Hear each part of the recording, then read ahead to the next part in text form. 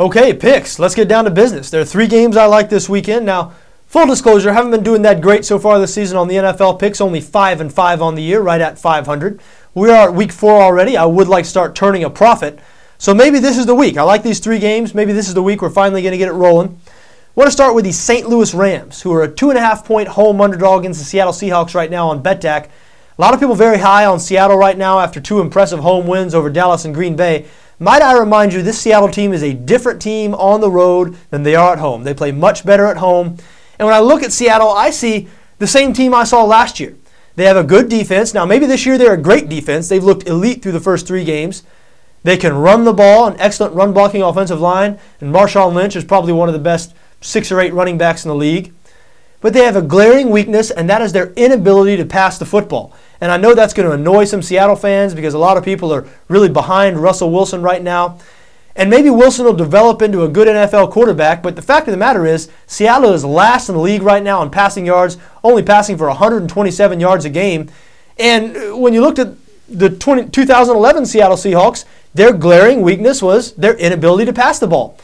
They tried to address that in the offseason, signed Matt Flynn in free agency, drafted Russell Wilson. Wilson beat out Flynn in the preseason. And again, Wilson might develop into a good NFL quarterback, but right now, is he any better than what Tavares Jackson was giving them last year? No, he's not. I mean, the best you can hope, if you're a Seattle fan, the best you can hope is that Russell Wilson is going to be a good game manager and is not going to make too many mistakes and isn't going to lose the game for him. Now, he's done a good job of that through 3 weeks of the season. That's why Seattle's 2-1. However, going on the road this week, I don't have a whole lot of faith. The Rams are much improved defensively under Jeff Fisher. I know the Rams still aren't as good defensively as the Seahawks, but they have been playing much better on that side of the ball than they did last year. Look for them to limit that Seattle offense that's already limited. Again, Seattle very one-dimensional, so the Rams know what to expect. They're going to load the box, try to make Russell Wilson beat him with his arm. Not sure Wilson's going to be able to do that. Sam Bradford played very poorly last week against Chicago. I do expect him to have a better game this week. I was impressed what I saw from him week 2 in their win over the Washington Redskins. Look for Bradford and that Rams offense to get it somewhat back on track this week. I don't think they're going to be lighting up the scoreboard against Seahawks by any means. I look for a low-scoring game here, but I do look for a Rams victory. I think the wrong team is favored here. Seahawks have no business being road favorites in what Russell Wilson's 4th career start against the St. Louis Rams team that has been competitive so far this season. Should have beaten the Lions in week 1, beat the Redskins in week 2, and even last week's game, which the result looked kind of lopsided against the Chicago Bears. Rams were in that game the whole way. This is a new team under Jeff Fisher. Look for them to beat the Seattle Seahawks outright this weekend. I do like the Rams plus 2.5. Next game I want to talk about, Tampa Bay Buccaneers hosting the Washington Redskins. Tampa Bay currently installed as a 1.5-point favorite on BETDAQ, and I'm backing the Bucs. Again, I'm betting against a rookie quarterback on the road. Again, Robert Griffin III. And hey, Griffin III has been great this year. Washington leads the league in scoring. I mean, you can't do much better than that, 33 points a game. However, when you look at this Redskins team a little closer, you see a defense that has been surprisingly bad, 30th in the league in total defense, 29th in scoring defense, 31st against the pass. This Washington defense has been extremely leaky. And the Redskins in general, an overvalued team. You know, after they beat the Saints, really shocked the football world by beating the Saints on the road in week 1, people saw Robert Griffin III, and they've seen over these last couple of weeks what he's done and what this offense has done. You know, people love offense. People love stars. And so people look at this Redskins team as a team on the rise. You know, it's funny. The Redskins are 1-2, just like the Tampa Bay Bucs. The Redskins are 1-2 against the number, while Tampa Bay is 3-0, undefeated against the spread. Yeah, I think if you asked a lot of casual NFL fans, they'd say the Redskins are more on the rise, or their future might be a little brighter than Tampa. Why? There's no real reason to say that based on their on-field results. It's because people love offense and people love stars. They see offense when they see the Washington Redskins, and they see a star in Robert Griffin III. Well, I don't care about offense, and I don't care about stars. I care about who's going to win this game on Sunday, and I think it's going to be the Tampa Bay Bucs. I mean, the Bucs, like we mentioned, 3-0 against the number. They've won their only home game against Carolina. Were very competitive. Should have won both of the last 2 games, really, on the road against the New York Giants and on the road against the Dallas Cowboys. This is just the type of team you look for early in the season, a team with zero expectations coming into the year. Everybody, odds makers, the betting public, thought this Tampa Bay team was going to be bad.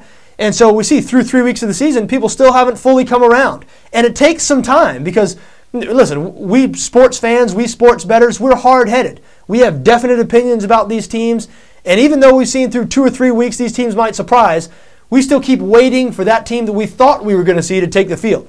We were waiting for the 2011 Tampa Bay Bucks, who failed to cover in 7 out of the last 8 games. We're waiting for that team to take the field. But that team ain't walking through the door. An entirely new era in Tampa now. Greg Schiano, first-year head coach, really the polar opposite from Raheem Morris, their last coach, who is viewed as the consummate players coach. Schiano is a my way or the highway type guy, and obviously Tampa has really responded well to his coaching so far this season. I do look for Tampa to win this game, and quite frankly, I think this is going to be a double-digit victory. I don't think this is going to be quite as close as most people do. I think Tampa Bay Bucks are just a better team than the Washington Redskins at this point. I do like Tampa -1.5. Similar to last year's San Francisco 49ers team. Listen, I'm not saying the Bucks are going to be as good as the Niners. I don't think they have that personnel on defense. But the Niners last year coming into the season, hey, a lot of people thought we've seen this movie before. Alex Smith, that offense, yawn. But they had a new head coach, new era in San Francisco. It took people several weeks to come around. Niners were 9-0-1 against the number in their first 10 games last year. Again, Tampa already 3-0 against the number this year. I look for them to make it 4-0 on Sunday. Final game, the Sunday night game, an excellent game between NFC East division rivals New York Giants and Philadelphia Eagles. Philadelphia listed as a 1-point home favorite on BETDAQ right now.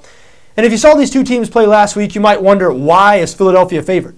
New York Giants look like the defending Super Bowl champs in blowing out the Carolina Panthers. Philadelphia, meanwhile, went out west against Arizona and was really dominated in that game. Cardinals look like the better team really on both sides of the ball in every phase. Philadelphia, though, favored this week. All that being said, I do think the Eagles are going to cover this week. I like the Eagles to win. The Eagles have really had the Giants' number recently throughout the last several years. 7-1 against the spread the last 8 times these two teams have played.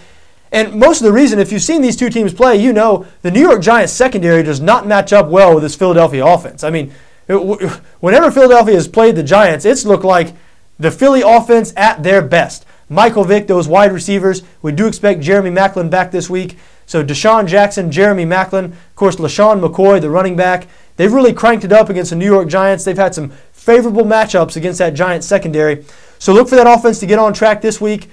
The Philadelphia offense hasn't been bad. 5th in the league in total offense. They've just been shooting themselves in the foot with turnovers. 11 turnovers through 3 weeks. Now, maybe they're this year's San Diego Chargers. Remember the San Diego Chargers last season, Phillip Rivers, a career high, 21 or 22 interceptions, something like that. And the Chargers missed the playoffs, finishing 8-8 because they couldn't get out of their own way. An offense that repeatedly shot themselves in the foot. Very similar to what Philadelphia has been so far this year. I'm not willing to say, though, that Philadelphia is going to stay on that path and be an 8-8 team like they were last year or like San Diego was last year. I think Philadelphia is going to get it together a little bit on offense, and they are much improved on defense. That Philly defense currently 5th in the league in yards allowed. And the Giants, despite, the Giants are a high-powered offense, we know that, but they will be without Hakeem Nicks in this game. Nicks, maybe their best wide receiver, is doubtful for this game. We do not expect him to play. That will hurt the Giants' offense.